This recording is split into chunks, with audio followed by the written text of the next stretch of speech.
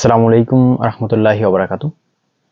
আজকে একটি কমেন্টের ভিত্তিতে ভিডিওটি তৈরি করা, যে তারা জানতে চেয়েছে এক ভাই ইপসন L3110 এবং 3210 ও 3250 3150 যে প্রিন্টারটি থাকে, এই প্রিন্টারটিতে একটা ইরর কোড আসে এবং যা প্রিন্ট দিলে কিন্তু প্রিন্ট হয় না। তো এই বিষয়টি কেন হয় এবং এই বিষয়টি আপনি একটি ভিডিওর মাধ্যমে 130, 220, 380, 360 এইসব যে প্রিন্টার আছে এই প্রিন্টার কিন্তু সেম সমাধান করতে পারেন। একটা ভিডিওর মাধ্যমে আপনি মাদারবোর্ড রিপেয়ার করে কিন্তু এই সমস্যাটি সমাধান করতে পারেন। তো এই বিষয়টি হলো 130, 220, 380 প্রিন্টারে মূলত সমস্যাটি হয় প্রিন্টও হয় বাট কালি আসে না, মানে কোনো লেখাই আসে না। যখন আপনি প্রিন্ট দেবেন তখন সাদা কালো প্রিন্ট যে হয় তাও আসবে না, মানে ব্ল্যাক কালিও আসবে না, কোনো কালি আসবে না। এই বিষয়টি আসলে কেন হয়? এই বিষয়টি শুধু যখন হেড শর্ট খায়। হেড শর্ট কিভাবে আবার খায়? হেডের সাথে কিন্তু র্যাবন থাকে, র্যাবনের ভিতরে যদি কোনোভাবে কোনো কালি যায়, কোনো একটা পোকামাকড় যায়, তখন একটা শর্ট খেতে পারে। হেডের যে পাশে র্যাবন থাকে ওই পাশের র্যাবনের ভিতরে কোনোভাবে যদি একটু শর্ট খায়, তখন কিন্তু মাদারবোর্ডে একটা ফিউজ দেয়া থাকে। আমরা ফিউজ তো সবাই চিনি। ফিউজ কি কাজ করে এ বিষয়ে পরবর্তী ভিডিওতে দেখানোর চেষ্টা করব। যাই হোক, ফিউজ সম্পর্কে মোটামুটি সবার একটু ধারণা আছে, তবু একটু সাধারণভাবে বলে দিই। ফিউজ হলো যখন কোনো একটি পার্টসকে রক্ষা করার জন্য এই ফিউজটা ব্যবহার করা হয়। সম্পূর্ণ মাদারবোর্ডটা যেন ডেড না হয়ে যায় বা নষ্ট না হয়ে যায়, এজন্য এই ফিউজ ব্যবহার করা হয়। যখন এখানে শর্ট খাবে, শর্ট খাওয়ার সাথে সাথে কিন্তু কি হবে, ফিউজটি পুড়ে যাবে। পুড়ে যাওয়ার সাথে সাথে আপনার মাদারবোর্ডটি সেফ থাকবে, আদার যে পার্টস থাকে পার্টসগুলো কিন্তু সেফ থাকবে। তখন আপনি ওইটা কিন্তু আইডেন্টিফাই করবেন। আইডেন্টিফাই করার পরে এরপরে কিন্তু আপনি দেখতে পাবেন যে আসলে ফিউজটা কেন পুড়ছে, কেন নষ্ট হয়েছে।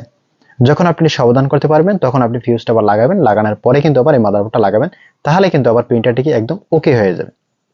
তো আজকের ভিডিওটি মূলত ফিউজ কিভাবে রিপেয়ার করতে হয় এবং যে এরর কোড দেয় তা কিভাবে রিপেয়ার করতে হয় এবং প্রিন্ট হয় কিন্তু বাট কালি আসে না, এই বিষয়টি কিভাবে সমাধান করে চলুন এক নজরে দেখে আসি। ইপসন L3110, 3150, L3250 এবং 3210 যে প্রিন্টার থাকে ম্যাক্সিমাম সময় রেড লাইট ব্লিঙ্কিং করে। রেড লাইট ব্লিঙ্কিং মূলত কয়েকটা কারণে করতে পারে। আজকে এই যে ভিডিওটি মূলত একটি ইরর কোড আসে 031006, এই যে কোডটি আসে, এই কোডটি কেন আসে আগে আমরা বলে নিয়েছি। মূলত এই সমস্যাটি কিন্তু ফিউজের কারণে হয়। তো তবুও এটি কীভাবে কি সমাধান করতে হয় সম্পূর্ণ ভিডিওটি আপনি যদি দেখতে পারেন, আপনি অনেক কিছু শিখতে পারবেন এবং অনেকটা টিপস আপনি পাবেন যে প্রিন্টারে কীভাবে কি ভালো রাখতে হয় এবং কিভাবে আপনি ইউজ করলে আপনার প্রিন্টারটি একদম সম্পূর্ণ ভালো থাকবে। তো দেখুন, এখানে প্রথমত আমার স্ক্রু খুলতে হবে, যে সামনে দুটি স্ক্রু থাকে, স্ক্রুটি খুলবেন। খোলার পরে এখানে যে পাওয়ার ড্যাবন থাকে, পাওয়ার ড্যাবনটি এবং এই দুটি স্ক্যানার ড্যাবন, মোটর ও স্ক্যানার ড্যাবনটি খুলবেন। খোলার পরে আমরা এখানে প্রথমেই আমরা যে কাজটি করব তা হলো হেড। আমাদের মেইন পয়েন্ট হলো কি হেড। মেইন পয়েন্টে আমরা হেড দেখব, যেহেতু 031006 এই কোডটি আসে। এই কোডটির মানেই হলো আপনি 3110, 3210, 3250 ও 3253 যে মডেলের যে প্রিন্টারটি থাকে এই প্রিন্টার সেম কিন্তু সমস্যার সমাধান করতে পারবেন। তো প্রথমে আপনি হেডের উপর ফোকাস করবেন।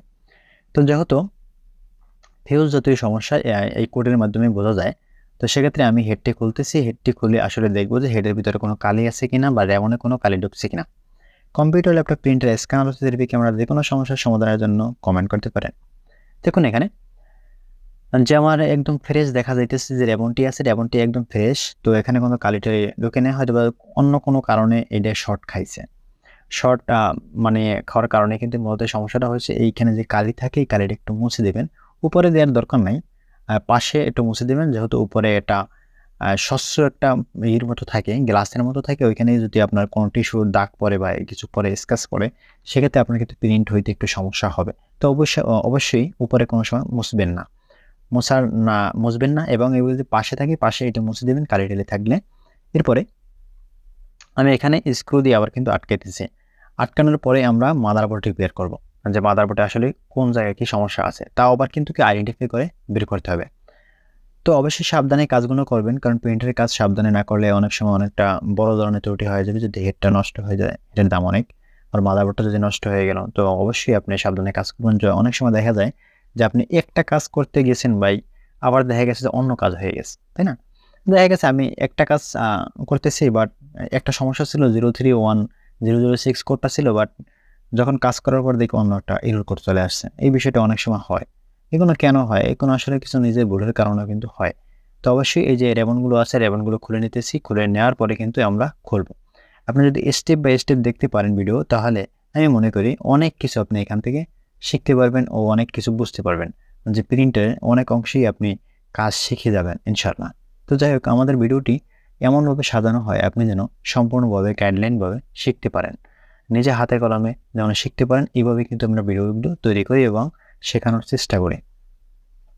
আপনি যদি একটা স্টেপ স্কিপ করে যান, সেক্ষেত্রে অনেক সময় আপনি অনেক কিছু বুঝবেন না। তো এজন্য অনুরোধ করে যে স্কিপ করে না গিয়ে আপনি সম্পূর্ণ ভিডিওটি কন্টিনিউ করুন। দেখুন, এখানে আমি মাদারবোর্ডটি খুলছি। খোলার পরে দেখুন এখানে কোনো কিছু কিন্তু বোঝা যাইতেছে না যে সমস্যা হয়েছে, এইখানে সমস্যা, ওইখানে সমস্যা, বাট এইভাবে কিন্তু আহামরি কোনো সমস্যা বোঝা যাবে না। এর জন্য আপনাকে প্রথমতই যে মাল্টিমিটার ইউজ করতে হবে। মাল্টিমিটার যদি ইউজ না করেন, সেক্ষেত্রে আপনি কিন্তু কিছুই বুঝবেন না মাদারবোর্ডে কোথায় কী সমস্যা হয়েছে। তো মাদারবোর্ড রিপেয়ার করতে হলে অবশ্যই আপনার ভালো মানের একটা মাল্টিমিটার লাগবে। তো মাল্টিমিটারটি আমি অবশ্যই ডায়েট মোড করে নেব, যেহেতু ডায়েট আমি মাপবো, ফিউজটি মাপবো। মাপার জন্য আমি ডায়েট মোড করে নিলাম, অথবা আপনি বাজাজ মোড বা বিপ মোডটিও করে নিতে পারেন। তো আমি ডায়েট মোড দিয়েই মাপি সচরাচর। বিপ মোড প্রয়োজন পড়ে না, ডায়েট মোড থেকে আমি একুরেট একটা রেজাল্ট পাই। যেহেতু আমি ফিউজ মাপতেছি বা ফিউজটা দেখতেছি, চেক করতেছি। দেখুন এখানে ফিউজটা চেক করার জন্য আমি ডায়েট মোড করে নিলাম। এখানে আমাকে ফিউজটা কোথায় তা বের করতে হবে। তাহলে এই যে F1 নামে যে একটা অপশন থাকে, F1 মানে ফিউজ, এফ দিয়ে ফিউজ এর সাংকেতিক চিহ্ন F1। F1 দিয়ে আমরা ফিউজ মানে বুঝতে পারি যে এটা ফিউজ। দেখুন এখানে আমি যখন ডায়োডটি নিলাম, দুঃখিত, ফিউজের উপরে যখন ধরলাম দুই পাশে দুইটা, যখন এখানে কিন্তু কোনো ভ্যালু শো করতেছে না। এখানে দুটো ধরে যখন চাপ দিয়ে ধরি তখন কিন্তু ভ্যালু শো করে, বাট ওইখানে দিলে কিন্তু ভ্যালু শো করে না। আসলে ফিউজ ভাই এরকম, বিষয়টা হলো দুইটা তার থাকে, জাস্ট এক মাথা থেকে অন্য মাথায় একটা তার দিয়ে টানা থাকে, একদম চিকন ও সরু একটা তার থাকে। যখন আপনার কোনো ভোল্ট বা কোনো শর্ট বা অন্য কোনো যে কোনো কারণে যদি বেশি হাই ভোল্ট হয় বা অন্য কোনো কারণ হয়, সেক্ষেত্রে ওই যে সরু তারটা থাকে, তারটা ভিতর দিয়ে পুড়ে যায়। পুড়ে যাওয়ার সাথে সাথে আপনার এই পাশের যে আদার্স যে পার্টসগুলো থাকে, পার্টসগুলো সেফ থাকে। এই জন্য কিন্তু ফিউজ ব্যবহার করা হয়। তা ম্যাক্সিমাম সময় এই যে ইপসন l3110 এবং 130-এর ফিউজ অ্যাভেলেবেল পাওয়া যায় না, আমাদের এদিকে অ্যাভেলেবেল পাওয়া যায় না। তো সেক্ষেত্রে কি করা হয়, একটু শর্ট করে দেওয়া হয়। তাও আবার আপনার কনফার্ম হইতে হবে যে আপনার হেডটি ঠিক আছে কিনা। যদি আপনার হেডটি ঠিক না থাকে, এরপরে যদি আপনি কি করেন, শর্ট করে দেন। শর্ট করে দেওয়ার পর দেখা গেছে হেডটা ঠিক নাই, কিন্তু শর্ট করে দিয়ে লাগাইছেন তো, বাট আপনার মাদারবোর্ড শুদ্ধ শেষ। ঠিক আছে, মাদারবোর্ড সহ কিন্তু আপনার পুড়ে যাবে। মাদারবোর্ড আর পরবর্তীতে কোনো খুঁজে পাওয়া যাবে না, কোনো অস্তিত্বই পাওয়া যাবে না। ট্রানজিস্টার এবং পাওয়ার আইসি সবগুলো কিন্তু পুড়ে যাবে। তাই অবশ্যই আপনাকে হেড কনফার্ম হবেন যে হেডটা ঠিক আছে কিনা, এরপর কিন্তু শর্ট করবেন। না হয় আপনার কাছে যদি ফিউজ থাকে, অবশ্যই আপনি ফিউজ লাগাই দেবেন। তাহলে কি হবে, মাদারবোর্ড শর্ট থাকলে আবারও কিন্তু ফিউজটা পুড়ে যাবে। তো এই জন্য ফিউজটা ব্যবহার করা হয়। আমি এখানে চেক করলাম যে আমার হেড ঠিক আছে, বাট মাদারবোর্ডটির সমস্যা, এই জন্য আমি মাদারবোর্ডটি শর্ট করে দিলাম। তো শর্ট করার আগে অবশ্যই এই সব বিষয় আপনি মাথায় রাখবেন যে আপনার হেডটা ঠিক আছে কিনা। দেখুন এখানে আমার হেডটা, মাদারবোর্ডটা কিন্তু একদম রেডি হয়ে গেছে। এখন লাগাবো, লাগিয়ে দেখবো আসলে কি ঠিক হয়েছে কিনা। তো সম্পূর্ণ ভিডিওটি দেখতে থাকুন, তাহলে আপনি অনেক কিছু শিখতে পারবেন ও জানতে পারবেন। দেখুন এখানে আমার লাগানো শেষ, আমি প্রিন্টারটি উঠেই দিছি।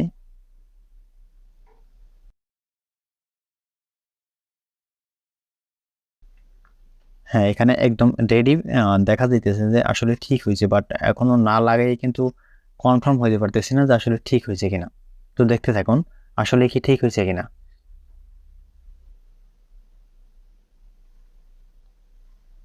Computer, laptop, printer, scanner, CCTV camera, যে কোনো সমস্যার সমাধান নিয়ে আপনি কমেন্ট করতে পারেন।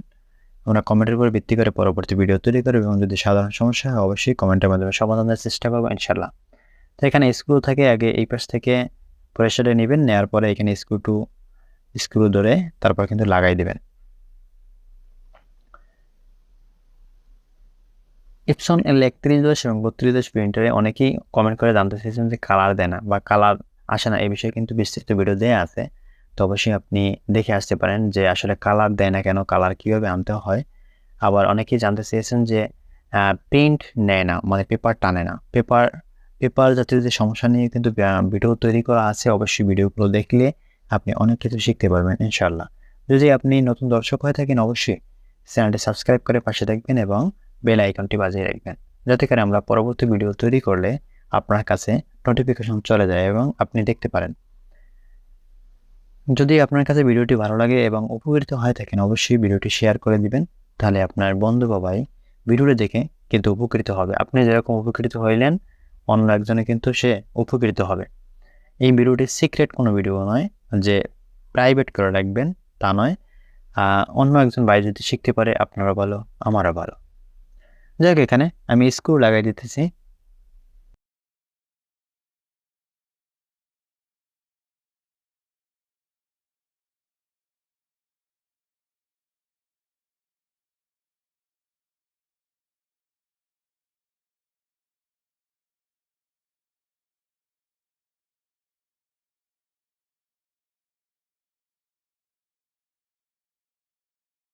এখানে যে মোটর যে রেবনটি থাকে, রেবনটি লাগাই নেবেন। লাগানোর পরে আমরা পাওয়ার রেবন এবং স্ক্যানার রেবন লাগাবো। অনেক সময় ইপসন l3110 প্রিন্টারে ম্যাক্সিমাম সময় একটি সমস্যা হয় স্ক্যানার সমস্যা, স্ক্যানারে পায় না।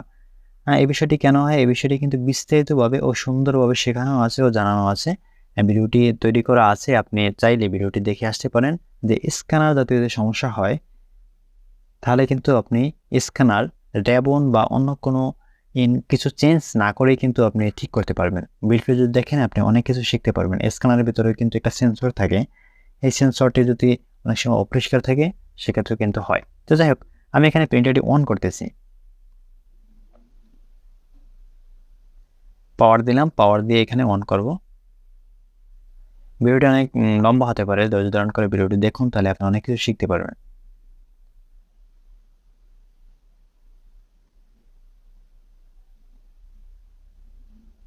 প্রিন্টারটা এখানে অন রেডি হইতেছে, অন হয়েছে বাট রেডি হয়ে গেছে। এখন আমি কম্পিউটার থেকে প্রিন্ট দিব। প্রিন্ট দিলে আসলেই দেখবো যে কালি দেয় কিনা। দেখুন এখানে প্রিন্টের নিচে, এই দেখুন একদম কিন্তু একুরেটলি ভাবে কালি দিয়েছে। এখানে একটু কালিতে সমস্যা আছে, অন্য কালার দিতেছে না, তা হেড ক্লিন দিলে আশা করি আসবে।